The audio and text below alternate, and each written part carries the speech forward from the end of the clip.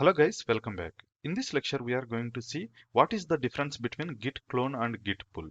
So far, we are using git clone to clone the repository. In this lecture, we are going to see the git pull. So to demonstrate this one, I am taking the same repository. In this repository, we have 3 commits at this moment. And same 3 commits are available in the developer2 system as well.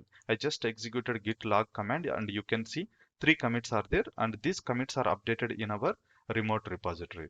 And if I check for developer1 system, this is our developer1 system, but in the developer1 system we have only 2 commits because third commit was done by the developer2 and he updated this one in the remote repository. Remote repository nothing but over here he has committed updated.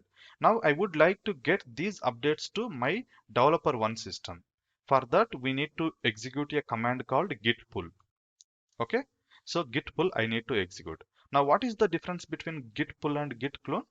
In case the repository is not exist in your system, then we need to use the git clone. If we take our previous lecture, in our previous lecture, initially we have executed git clone over here. Okay, and then we have done our changes and we pushed over here.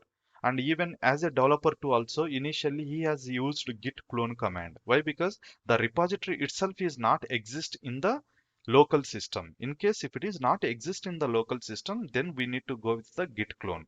Whereas repository is already available, but few changes you want to pull from the remote repository. If that is the case, we need to use the git pull command. So here in my developer1 system, I have already this repository, that is Veloxy Technologies Git repo, but this is not up to date. Up to date nothing but some commits are missing in my local system. So I should execute git pull command. Let's execute git pull and we'll see what happens. And here you can see it is pulling the changes and you can see what changes it has pulled. Contact.html and this file has been changed and one insertion and one deletion. Deletion nothing but maybe we have deleted the space, empty line. That is the reason it is saying as a one deletion. Let me open the contact.html now. I have pulled it. That is the reason I could see this email in the developer1 system. And if I check git log again, this time it is going to show you, it is going to show us 3 commits rather than 2 commits. And here we have head master, origin head. This we are going to talk about more detail in the later point of time. So in our local system, current head is representing to the master nothing but for our branch. So we are going to talk about head and this mapping in later point of time, but these are the commits. And here you can see this third commit was done by the developer too. I could able to see that one, and also he has given a description that added email to contact. So this is the major difference between the git clone and git pull.